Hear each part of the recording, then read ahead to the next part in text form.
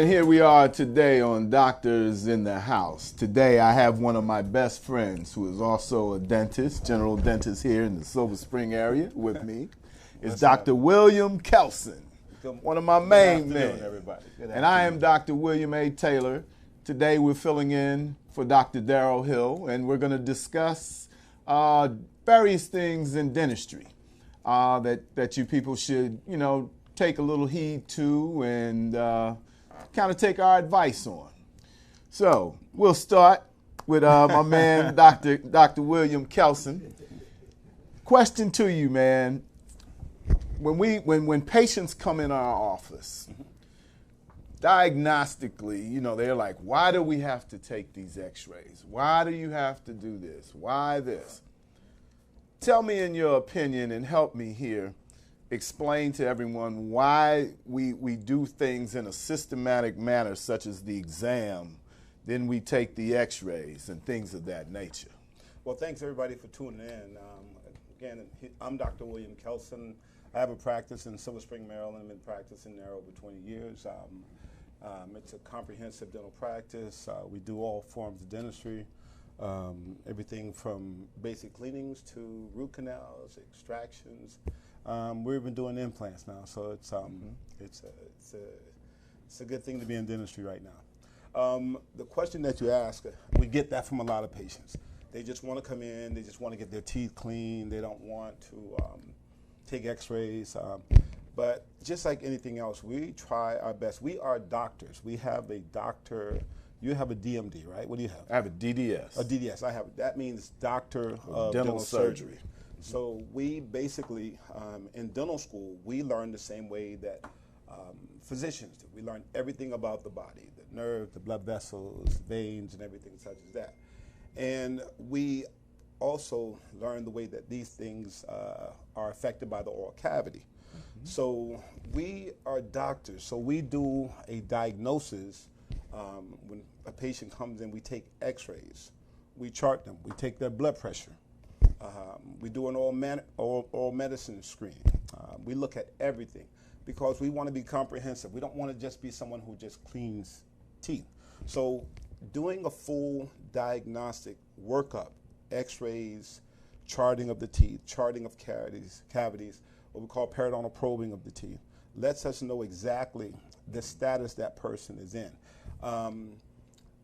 Doing that comprehensive workup also can actually help them or prevent them from having other medical problems. You can actually diagnose diabetes, heart disease, lung problems just from doing a thorough diagnosis or workup of that patient. So when a patient's at, well, why do I have to say? Because there are certain things we can't see. There are a lot of things we can't see. It will be impossible for me to do a service to a patient without taking the proper x-rays. I can only see the outside of the tooth. Mm-hmm. I can't see the inside of the tooth. I can't see below the gum line. So therefore, having that x-ray lets me see everything that's going on inside the tooth as well as below the gum line so I can make a proper diagnosis. Okay. That was a long answer to a short question. No problem, no problem. Also, both of us in both our practices, we use what we call digital x-rays now, which is probably the highest quality of a diagnostic aid that you're going to get close to. A lot of doctors are also buying the big expensive cone beams, right. But, we haven't arrived there yet, But that's another means in three-dimensional three-dimensional diagnostic aids, mm-hmm. in which we do take those cone beams when Dr. Kelson and I do implants, because what it does is it keeps us out of trouble of placing an implant, let's say, on a nerve or, rupturing a blood vessel or some artery. And also, it placing it in the correct place. Position, going through the bone. Yeah, going through the bone. Yeah. That wouldn't be so. And that wouldn't be a good thing. Yeah. Yeah. So today we're going to discuss also when a patient comes in, and let's say the patient's, you do your probing. Okay. And the patient's bleeding. Okay. let's talk about the number of millimeters of a when we perio probe, of what is acceptable to what is moderate to severe, what we call periodontal disease. Well, first of all, when a patient comes in, and that's part of the whole myth thing that we'll talk about later. And bleeding, when you just mentioned bleeding. Okay, so when a patient comes in and they say my gums bleed, okay, that's part of a myth. Most people think that bleeding gums are that's okay. It's natural. Everybody's gums bleed a little bit. But I will ask a patient, well, if your arm was bleeding, would you think that's normal for your arm to just bleed like that? And most of them would say, well, no. My arm shouldn't be bleeding. Something has to be wrong to cause your gums to bleed, okay? And so bleeding gums is the earliest sign of what we call periodontal gum disease. And that should let you know something is wrong. So for those out there who brush their teeth and they wake up in the morning with blood on their pillow, or when they rinse out and they spit and they're spitting out blood, they should know that there's something wrong. Usually the causative agent for that is plaque tartar and the bacteria that's associated with that. Okay, so brushing, flossing reduces the amount of bleeding. Okay, so anyway, once again, bleeding gums is not normal. Okay, so we will do a probe, and a probe basically is an instrument that goes below the gum and will calibrate how far there's what we call detachment of your gum is from the surrounding structure, the bone or the tooth. And that probe has got millimeter markings on it. And those markings let you know if it's 2 or 3 millimeters outside of normal, or 5 or 10 millimeters outside of normal. And so those instruments are used strategically around each tooth to gather, again, more information. Part of the whole diagnostic process is what we're talking about. And we'll get, again, more deeper into that with the bleeding and things such as that later. Okay. Now, we're gonna talk about myths in dentistry. Right. Very fun. He and I talk about every day about some facet, in dentistry, and the myth facet has come up.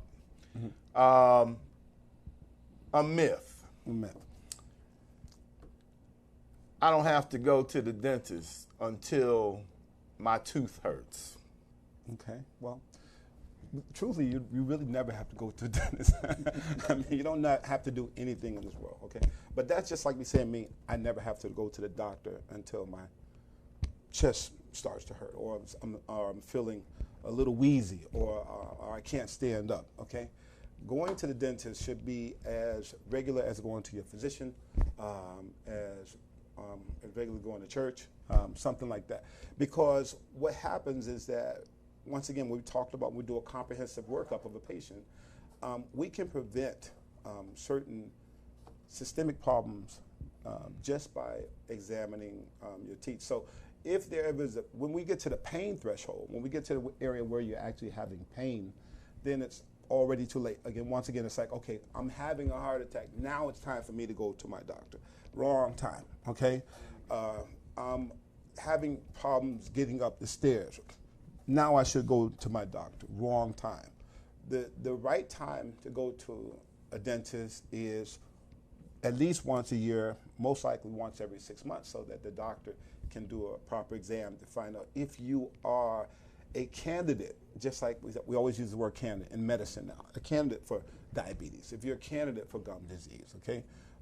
And that's, are you a candidate for caries? There are people that are cavities prone, hereditary wise, okay? There are more people that are periodontally prone, hereditary wise, okay? So if you have a history in your family, and the only way you know that is by going to the dentist and having a proper exam, medical history check, and saying, did your mother, did your grandfather, did they lose their teeth early? Some people just have weak teeth, okay? Enamel dysplasia, okay, where the teeth or the enamel does not form properly. But how do you know that if you don't go to a dentist? Correct. Yeah? Another myth, I don't have to brush my teeth every day. Well, I mean, there's a lot of jokes that come out of that one, okay? brush only the teeth that you want to keep. You know, that's one of the jokes that come out of that. But teeth brushing, again, is just part of your everyday hygiene. You have to, and you should, brush your teeth not only every day, but you should brush your teeth after every meal, okay? Because small films form on your teeth, and the stickiness of that film that's left behind is additive. Every time you eat, that more stickiness, more buildup gets on your teeth. So if you eat 4 times a day, 4 or 5 times a day, and if you're only brushing once a day, well, you're missing, 3 or 4 times a day with your oral hygiene. So that's a big myth that you don't have to brush your teeth every day. Yeah, okay. Another myth. I'm going to ask you something. Okay. Last myth for you. Should I brush my tongue? What's the importance of brushing my tongue? Wow, that's a good one. Okay, should I brush my tongue? Well, we're sitting kind of close. Okay, and your tongue carries odor. Okay, and the reason why you brush your tongue is for several reasons. The real scientific reason is that there are minor salivary glands on your tongue called papillae. And these papillae are on various positions of the front, the middle, and the back of your tongue. And these papillae, believe it or not, help you to taste food. So if, for instance, you go somewhere sometimes, say the food don't taste as good, they don't taste like it used to. Well, you may want to check your tongue, because these papillae, if they're occluded or if they're dirty or if they're covered over, then these papillae are not working the way that they should to gather the correct information from the food, something sweet, something bitter, something spicy, something that just has a great taste to it. You might be missing that because these papillae have been covered by the plaque, again, the tartar, the film, the bacteria, and the information is not getting there. Also, these papillae will grow. So the bacteria acts on these papillae as a nutrient, okay? And the bacteria just sits there, and also that bacteria is giving off waste. Now, it smells. So that's where a lot of people get bad breath from, is because their tongue is dirty. So every now and then you should stick your tongue out and just brush it, okay? Every day. That's part of your oral hygiene, okay? So it's very important to brush your tongue, okay? I mean, we're sitting a little close, so, I just want to make sure. Yeah. Ask me a myth. Okay. One of the myths is, well, I don't have to brush my teeth because my teeth are going to fall out when I get older anyway. So your teeth just fall out when you get old. That's a myth. Is it a myth? I don't know. Is it a myth? That is definitely a myth. So I guess I'm going to place this on the older generations who basically put that out there. Okay. When you get older, your teeth are going to do nothing but fall out. Well, that did happen back in, I guess, the early days. Okay. Only because no one went to the dentist. Right. They would not brush, they would not floss. It was, not institutionalized in the home setting. So what happened? Bacteria created, let's say cavities or the holes, as our patients come in and say. Then after a while, that tooth becomes, brittle.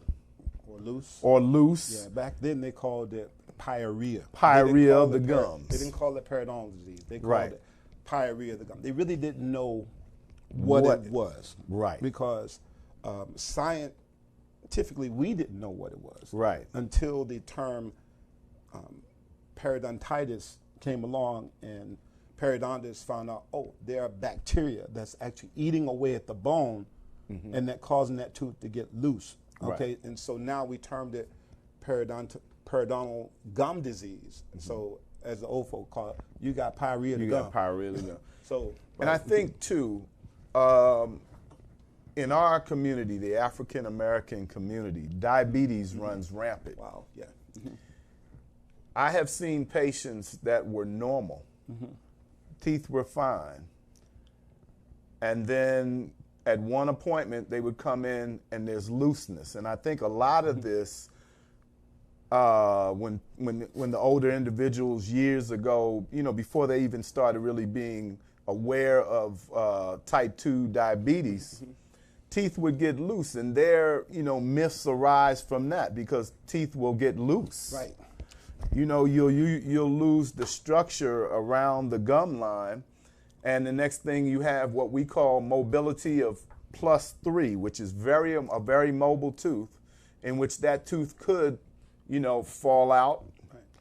or and it can happen in just a short period of time. Right. Well, there's a direct correlation between periodontal gum disease and diabetes, and vice versa. Okay, both have to be controlled. Okay, so if you're diabetic, you must adhere to strict oral hygiene regimen. Okay, or you will not control your diabetes again, and vice versa. So that's so important. Okay, and so that myth about you just get old and your teeth fall out, that's just a myth. I mean, I don't plan on losing my teeth when I get on. And I tell patients when they come in, well, you're not going to just lose your teeth from old age. Again, there is a correlation between heredity and maybe mom or dad, but if you take really good care of your teeth, okay, if you control your diet, and you will not lose your teeth just because you turn 70 or 80 years old. Okay, so those we gotta get rid of some of these myths that we just don't understand. That kind of plague our community and let us think that because Okay. Well, and one of the biggest myths that we laugh at all the time, patient comes in and says, I have a hole in my tooth, but it doesn't hurt. Why do I need a root canal? I think, can't you just put something in there? Can't you just fill this tooth? Well, okay. So this is, a lot of these are myths, and these are things that we see every day. I'll go to the dentist when it hurts, okay? Or I have a hole in it, but it doesn't hurt. So therefore, why do you, they're not talking to me, they're talking to you. Why do you have to bother it? The word is bother. Why do you have to put a filling in it if it doesn't hurt? Once it starts to hurt, once again, that's the wrong time to treat it. Okay? Wrong time because inflammation, right? Swelling, exactly. Pus and exudate, intraoral, extraoral swelling, right? All of that, all of the above, and you get that call about 3 o'clock in the morning. Well, you get that call because I go to sleep. I'm just joking. I don't go to sleep. I wake up. He wakes up. Yeah. He wakes up. But, all this can be preventive.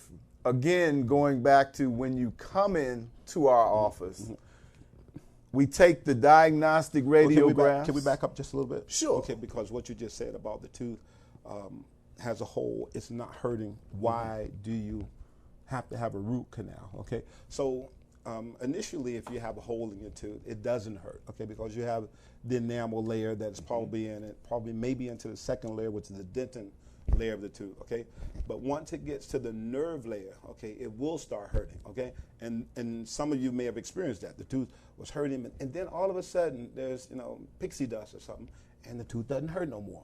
Wow. Okay, I'm good. You're not good. Okay. That just means that the nerve has completely died off. Okay, the bacteria is settled in because there is a live nerve and there's what we call a dead nerve. A live nerve is, say for instance, I cut my skin, okay, and I could probably go in there and find a nerve vessel in there. But what happens in a tooth is that once bacteria gets in there, it just eats away at the nerve, and the nerve turns to what I like to tell patients, it turns into mush. Peanut butter, that's what it looks like once the nerve is dead. It looks just like peanut butter or any other dead material. So now it doesn't hurt anymore, okay?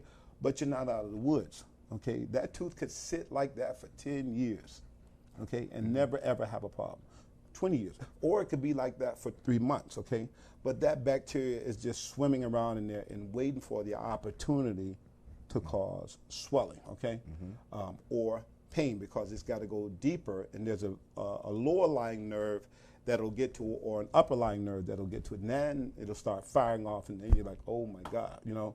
Then they call you at 3 o'clock in the morning. Yeah, exactly. And so what happens is that the root canal, again, I don't know, we don't do pipe cleaning anymore. I remember when I was in school, we had to clean these little pipes, you know, when we're in the scientific lab. But a root canal is sort of like a mini brush, and it goes down into the tooth, and it kind of pipes clean that tooth out until all the bacteria flush out. Again, we're talking peanut butter or baked potato or something like that. So it cleans it out, okay? And then there's a synthetic material that goes down and closes or closes off that hole now, so that no more bacteria can get it. Now the tooth is okay. And if you do have a tooth, just want to say, if you do have a tooth that it has hurt and it hurt for a while and then all of a sudden stop hurting, and you need to be careful. You need to get to your dentist, because that tooth is harboring bacteria, and it can also cause death, okay? Because the bacteria will travel to the brain or to the heart, and it can cause death. I hate to say that, but there's been many documented cases of death associated with a infected tooth. And so it's something that we do not take lightly, okay? It's not something that you should take lightly as a patient, okay, as a consumer. We're going to go to a commercial break, and then we're going to come back.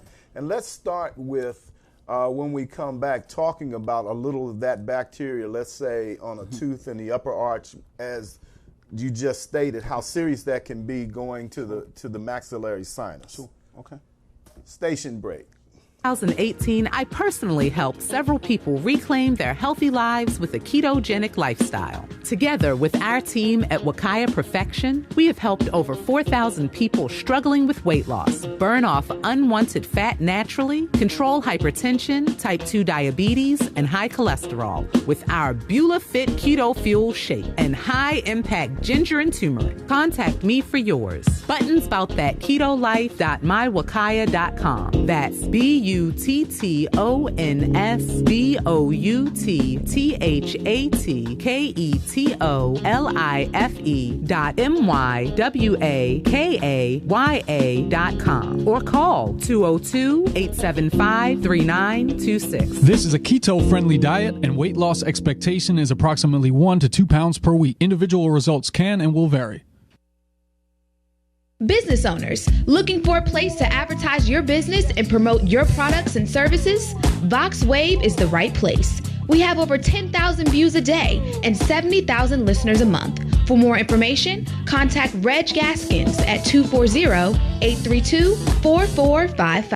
VoxWave now features a streaming radio media player on our website's front page, where local artists can get their music played 24/7. For more information on getting your music in rotation or to perform live at our studio, contact Reg Gaskins at 240-832-4455. Android users, the VoxWave app is now available in the Google Play Store. Download the app today on your Android device to listen in and view programs.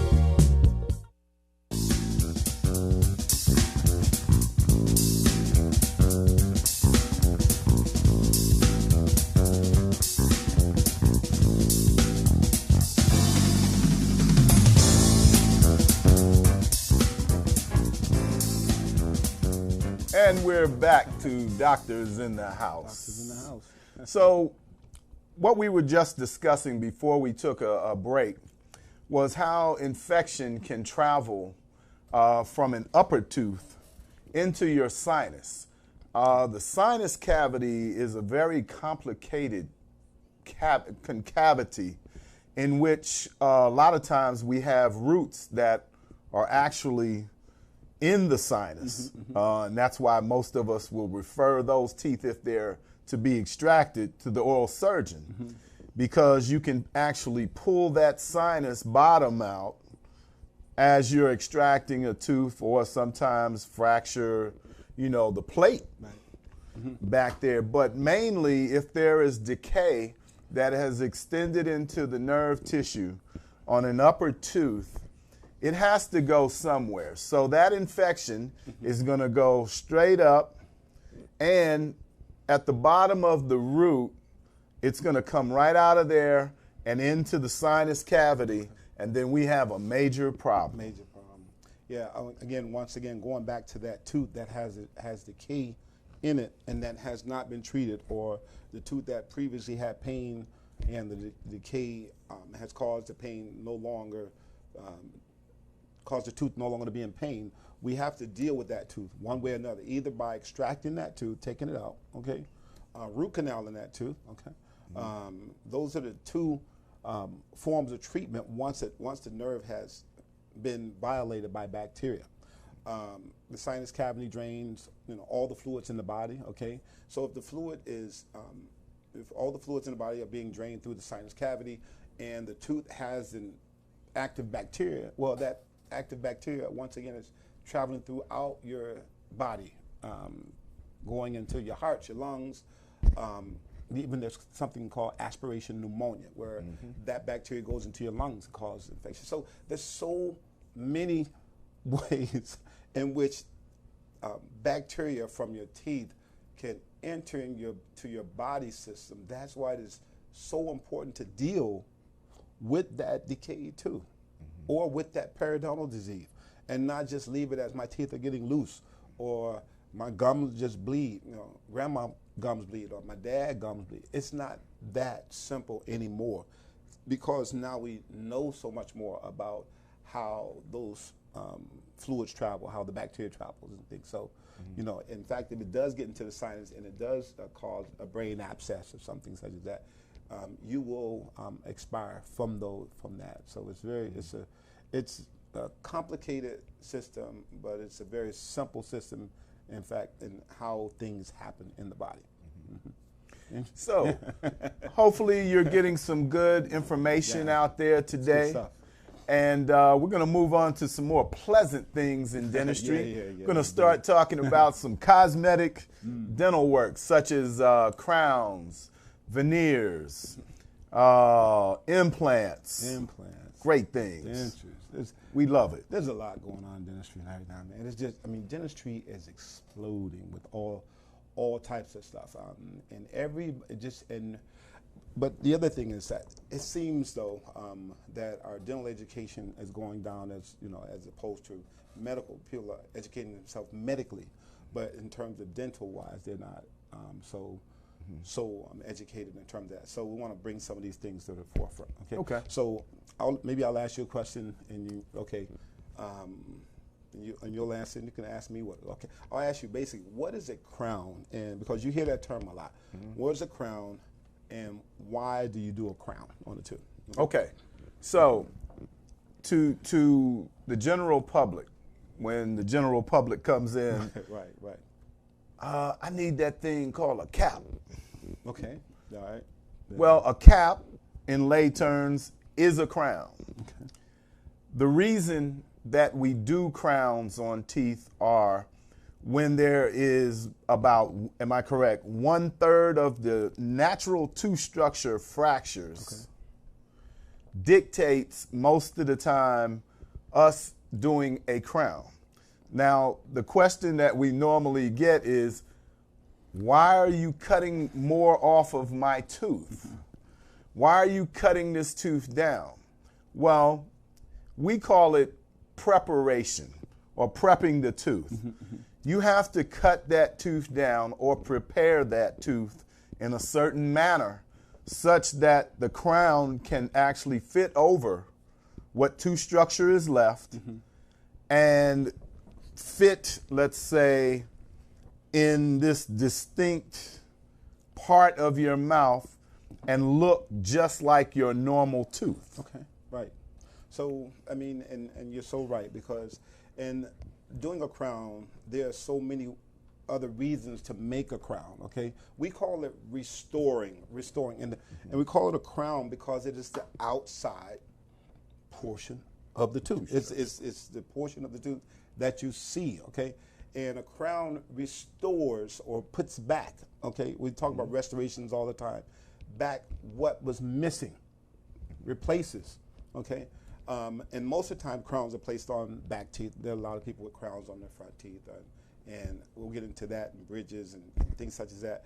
But a crown replaces what was missing. you may have had a filling that had been in your mouth for, let's say, 10 years, okay? And let's say that filling is cracked now, or there's some separation between that filling and the tooth now. Well, a dentist like myself is not gonna dig out the old filling just by itself. I'm gonna dig the filling out, I'm gonna place more filling in there, but I'm also going to put something over that tooth to protect it from the force that caused the tooth to break in the first place, okay? And that's very important. So a crown is a very good restoration to have. Also, if you have a root canal is the inside portion of the tooth. We just talked about hollowing out the tooth and cleaning it out and then putting a synthetic filling in there. But what I'd like to explain to patients that once you have a root canal, that tooth is more like a eggshell that there's no more yolk inside anymore. So if you put pressure on an eggshell, it's just gonna crumble up and break, okay? So now, with doing a crown on that tooth that you've saved the tooth with a root canal, you put what we call an anchor in there, like what we call a post. I'm using some layman terms, but we anchor that tooth with a post, and now we restore it with the crown so that, once again, that eggshell or that tooth just doesn't crumble when you bite on it. It's got strength now. And crowns are made from all types of materials now that are just strong. I mean, we have zirconia, we have porcelain, we have all metal, we have gold. But most of the crowns now are made from a substance called zirconia. You might have heard the term cubic zirconia. And that zirconia is so hard. Okay, it's as hard as your tooth structure. And in some people's terms, it's even harder. And that will allow you to bite on that tooth, hopefully the rest of your life, without having that tooth crumble again. So crowns are extremely important in dentistry. People don't understand that in order to put a crown on, yes, certain parts of the tooth has to be taken away. But again, we're restoring, okay? So just like when you're doing a house restoration, you don't just put something new over something old. You take the old part out and then you place something new on top of it. You know, so you can't just put a new tooth on top of an old tooth. Correct. You're restoring it. So crowns are extremely important. And so if you have any questions about crowns, you can of course call Dr. Telly. He'll tell you all about that and things such as that. But I love doing crowns. I do a ton of crowns. We love it. I love it. Okay. Because they're so cosmetic also. Yeah. Which is what we're going to discuss next. Anterior crowns. Now, the question that you probably get, that I get all the time is, hey, I want to look like Denzel. I want my teeth just like Denzel. You, man. Hey. Hollywood smile. The Hollywood smile. Yeah, that's the other thing we get. I want the Hollywood smile. So let's discuss and tell everyone about veneers, which is probably in Hollywood. Would you say probably everybody in Hollywood? I would say about 98% of everybody that you see on TV. We notice it when we look at people. But you want to be very particular, as we'll discuss, because there are cases in which, you know, everybody wants the veneers. They want them all white, but that is not sometimes the best thing to happen, because it will look like you have chiclets in your mouth, you know? Well, I'm glad you asked that question, because I do quite a few veneers, and the veneer is the most cosmetic procedure that you can do in terms of getting your teeth to look good. Let's go back just a little bit. Let's just step back a little bit, okay? Let's talk about whitening and things such as that, and as opposed to crown and veneers and things such as that, because just cleaning your teeth, first of all, will make your teeth look better, okay? Correct. Doing the correct thing. But then once you get beyond that, people go, well, I have these teeth that are out of line. I have these chips on my teeth. My teeth are a little darker than my mother's teeth, okay? And again, remember, everyone's teeth are not the same color, okay? My teeth are dark. They've always been dark. Your mother may have taken tetracycline when you were in the womb, okay? So your teeth are dark from that. Everyone wants whiter, prettier teeth. And so when we're talking about veneers, veneers are porcelain restorations. It's almost like look at your fingernail if you can. And that fingernail size restoration goes on the front of the teeth. And we usually put veneers only on the always, only on the anterior teeth. Well, sometimes I put a veneer on a premolar, first premolar, but you know, veneers don't go on back teeth. And so what these veneers do is that a technician will shape and color that fingernail size restoration to look exactly the way you would want your teeth to look. I mean, it'll make it nice and round or oval as with women, and more square as a man. But we can color those veneers just like fingernails. They color those veneers on a shade gradient scale of what we like a Vita shade, and they'll make those veneers white or just semi-white or just off-white, okay? And when I do veneers, I tell patients that there is a difference in color of white. If you look at white paint, no one's teeth are just white, okay? They're different hue of white, okay? Eggshell white is just different from sheet white, okay? So, you know, and having just white teeth don't make it, you know, all perfect either. Your complexion, I mean, me and you are the same complexion. Yeah. So your complexion also determines what color that veneer is, okay? So backing up, the veneer is just a fingernail size projection that goes on the front of the teeth and it goes over the edge. You do have to remove tooth structure when you're placing a veneer. But they're beautiful when they're done well. They enhance your smile 100%, okay? They're long lasting, they don't discolor. If you drink coffee or tea, things such as that, that doesn't discolor them. You do have to maintain excellent hygiene, but porcelain laminate veneers are the most aesthetic restorations that you can get right now. Okay. Now, you hit a good point. The color that you choose for that patient, you know, you always get it in the after effect. Well, what if I want to brighten my teeth a little more? Right. Well, that is not going to work because the color that the technician places in there is the only color that is going to be achieved with that veneer, unless you want to pay for a new set and get them lighter. So most of the time what we'll do is we'll have a patient bleach their teeth. That's upper and lower arch, and see how far we can get them. And then from that point, a lot of times we'll do the veneers, you know, afterwards. We'll do it, you know, various ways. And then let's talk about teeth that are malaligned, that we can use the veneers. Sometimes people's teeth are lingually located, which is most of the time, or smaller. And you can achieve a more perfect smile, let's call it, with placing a veneer in there, would you say? Well, you can. And again, you just mentioned bleaching, okay? And bleaching sometimes is achieved prior to doing a veneer, okay? And we can talk about bleaching also. If you have normal teeth that have good enamel, well, doing a bleaching is also a good cosmetic option, okay? You just either use some of the over-counter, and I would start with over-counter products, okay? White strips, and using some of the whitening toothpaste, okay? Bleaching usually does not work on heavy tobacco stains, okay? Tetracycline stained teeth, so you want to find out what that is. You can go on the internet and look up what is tetracycline staining and see if you may have that. Bleaching does not work on enamel dysplasia, where there's a defect in the enamel which shows more of the dentin portion of the tooth. So there's certain things that bleaching will not work on, or whitening. It's the active ingredient is called carbamide peroxide or hydrogen peroxide in its purest form. So you can use a whitening agent first. That's what I would try.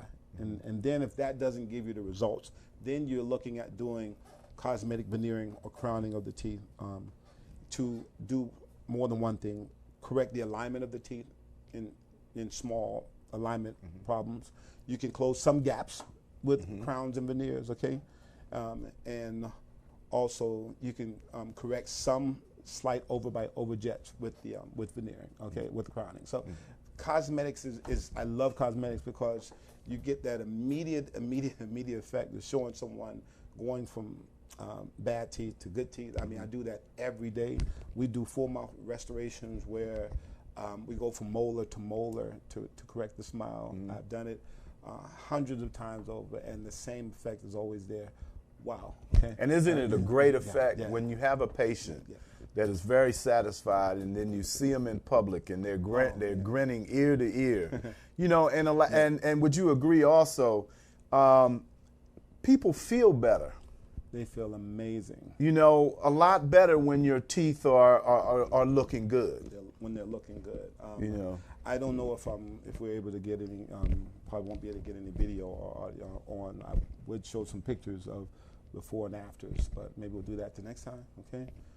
But anyway, the effect on a person. I always say this: there are certain hidden personalities in people. If someone doesn't smile a lot, it's usually not because that person may be a mean person or having problems. They may not just have the smile that represents the real them. Correct. Okay, or the person that's hidden inside of them. Okay, there may be. I mean, I've seen this time and time again where there's a whole different individual hidden behind a bad smile. Okay. And until we bring that out of them with doing veneers or crown, they just continue to be in that state of, okay, that person's mean. Well, you don't know until, you know, and I've seen that over and over and over again. Okay, so shyness, you know, can also be, well, the opposite of can be brought out if their teeth were looking good. Just, again, sadness, because some people just feel sad. They've never had a good smile. So doing cosmetic veneering with whitening, the movement of teeth with, we're going to talk about that too, braces or Invisalign, is a life-changing experience. It is not just, it's not just about the teeth. Correct. It is not about this. It's way beyond, it goes so far beyond that you will never understand. You know, it's just, I love it. I love it. Me and my staff, we never get tired. We see a case come in, it's like, whoa, okay, let's get busy here. Yes. You know, it's just to bring this person to their full, you know, potential right now. Okay, and we do it. I wouldn't say quickly. We do it efficiently, and it doesn't take too long. It takes a lot less time than most people think. We're going to go to a station break, and we're going to come back and discuss Invisalign and traditional braces, is how those fit in our practices. And we'll touch on implants. See you in a minute.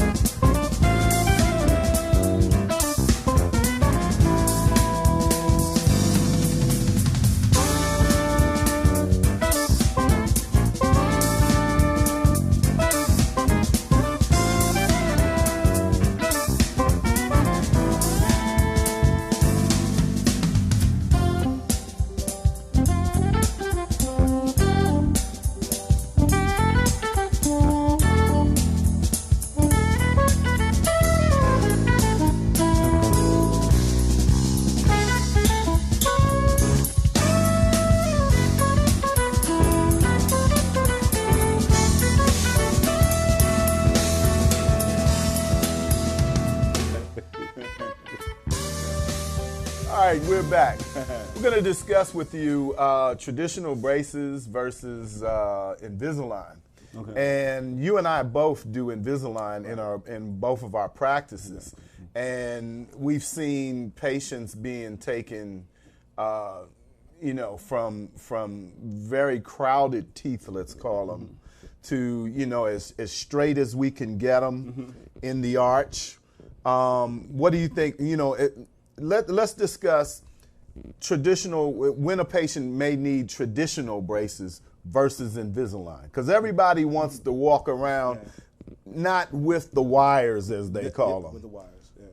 Well, I mean, that's a great question too, because I mean, once again, there's an explosion of Invisalign technology. We have Smile Direct, I think it's called, where you're doing it at home yourself now instead of going to the dentist. Okay, everyone, if you can do it, you know, in your car, you could just take a mold. So let's talk about those things. Invisalign and the Invisalign story is that Invisalign wasn't even created by a dentist, which is crazy. I wish I had Invisalign.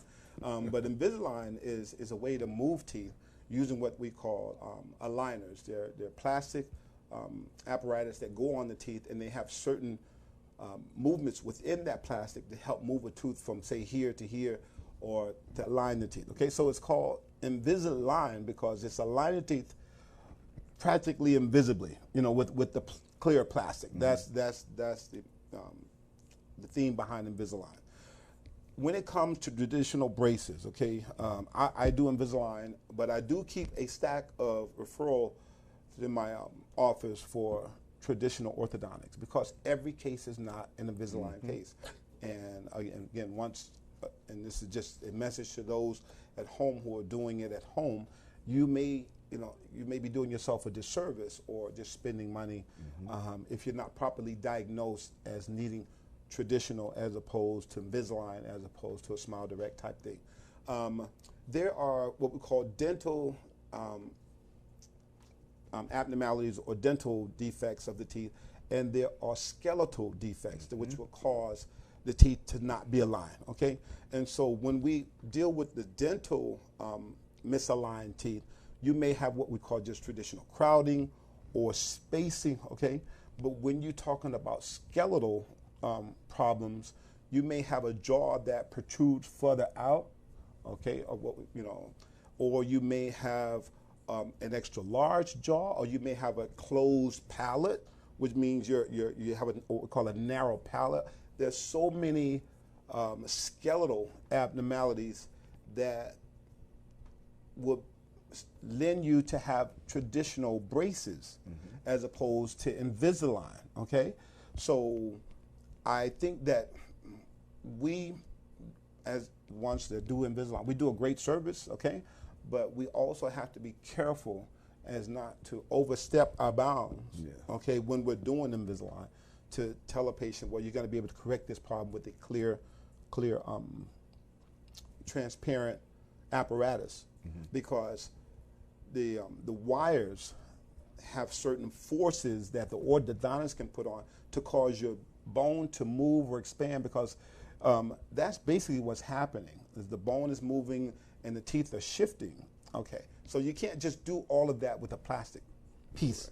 You can't do all of it with a plastic piece. You need something more traditional. So for those of you who are considering doing Invisalign, please visit a dentist that can do a proper diagnosis and let you know which one's better for you, because they both work. Correct. But you need to choose the right one for you. Correct. And a lot of times too, we see teeth that have not erupted. Not erupted, unerupted, super erupted teeth on top of teeth. Yeah, so those teeth a lot of times need forces. Right. My cousin called me the other day and said, my daughter has 36 teeth. It's like, aren't you? It's like 36 teeth. I'm like, I'm sure some of them are in the bone somewhere. Yeah, you know, they're not all. They're just not all 36 teeth in the mouth. Right, right. We have what we call supernumerary teeth. Right, or where in the cases where you don't have the correct number of teeth that you're supposed to have. You know, missing laterals is very, very prominent. You know, your lateral teeth don't come in, they're not there. You're looking on the x-ray going, the mother's looking at you, the father's looking at you going, where's my children's teeth? Right. My child's teeth. And we're going, well, they didn't develop. Okay? And there's nothing you did or that they did that could have caused that. So orthodontics has to be looked at very specifically, especially when we're talking about clear aligner technology and things such as that.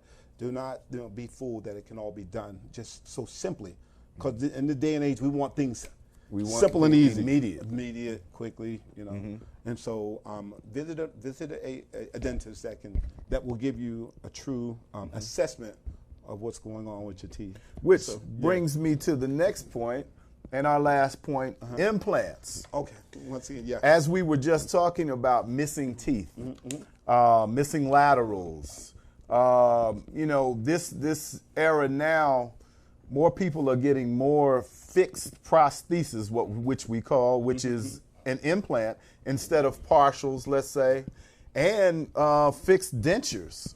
Oh, man. I mean, we love doing this stuff. Yeah, that's a whole discussion in itself. Yeah. Implants and the explosion of implants onto the dental market and also onto the consumer has been tremendous. And when you're discussing implants, it's just, once again, the internet is a great source of information, but it's not the best source of information when it comes to implant, because most people don't realize that an implant is not just a single prosthesis that you can put your teeth on. Most people don't realize an implant is nothing more than a screw. But how many of these screws do you need? Correct. To replace your teeth? Where should they be placed? Are you healthy enough for those screws? Do you have enough bone for this discussion? This is a 3-hour, honestly, a 3-hour no discussion, question. because we're still learning about implants. We're still learning their value. And so when we talk about implants, the basic thing is that an implant is not a tooth. It's something you can build a tooth onto. Okay, it's a little screw that goes into the bone, and that bone has to be harvested, or that bone has to grow around that little screw, make that screw strong. I tell people, think about you putting a deck up in your backyard. Okay, right. First thing you do is you dig a trench. Okay, and then you put some cement in that trench. Okay, then you put the post in that trench, and they leave that post in that cement, and say nobody touch this post, for the next 48 hours. Okay, because if you touch that post before that time, in the wet cement, it never ever gets it's hard enough to hold it down. So an implant works pretty much the same way. We make a hole, we put an implant in the bone, and then we leave that implant undisturbed. Okay, so I'm saying a single implant, but once again, diagnosis and treatment planning is so important, because how many you need, where they place, the location, the cost, all that has to be discussed with your dentist. So the implant is placed, and now we can put a denture, a crown, on top of that, what we call ankylose or integrated implant. It's very important. So what we talk about here? It's crazy. We could go on all day about talking about implants. These are things that you and I love that to come do. into the office, they want implants. I want that. I want that implant. I want that implant. But again, they may or may not be a candidate. Again, because does periodontal goes back to periodontal disease, osteoporosis. Okay. Yes. All those things affect whether you can even have an implant or not. Right. Okay. Let's touch on cost and we'll touch on medications. A lot of times patients' medications won't allow them, let's say patients on a blood thinner. Yeah. You really don't, you kind of want to stay away from certain, let's call it,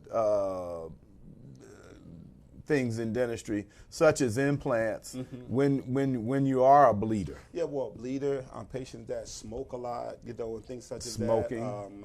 That will cause your implant not to integrate. And so it's important to get, again, a good diagnosis, because implants are what's the first thing that people ask about. We want to know about these implants. And implants is a wonderful modality for someone to use to restore their dentition.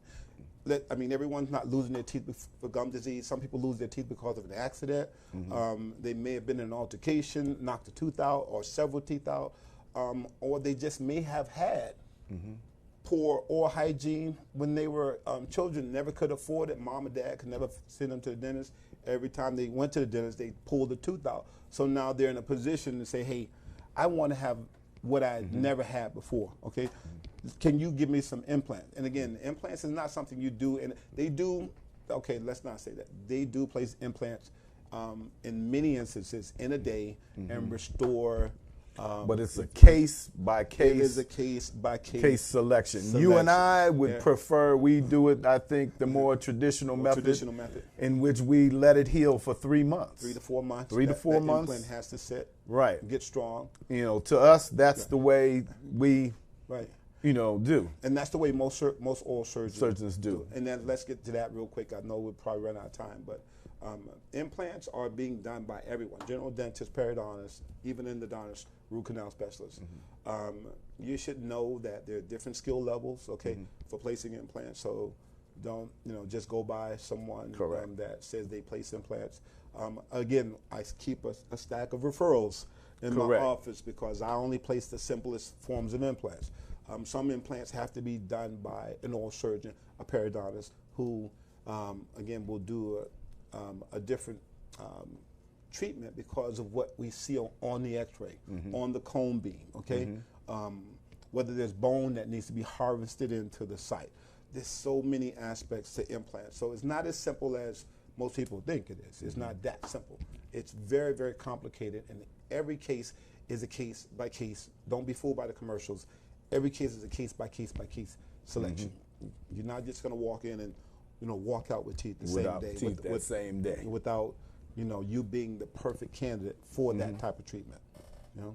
Well, this ends our discussion for today with my main man, Dr. William Kelson. I'm Dr. William Taylor. We're both general dentists in the Silver Spring, Maryland area. Hope you enjoyed today's talk and hope you learned a lot. Yeah. Take care. Take care. Bye-bye.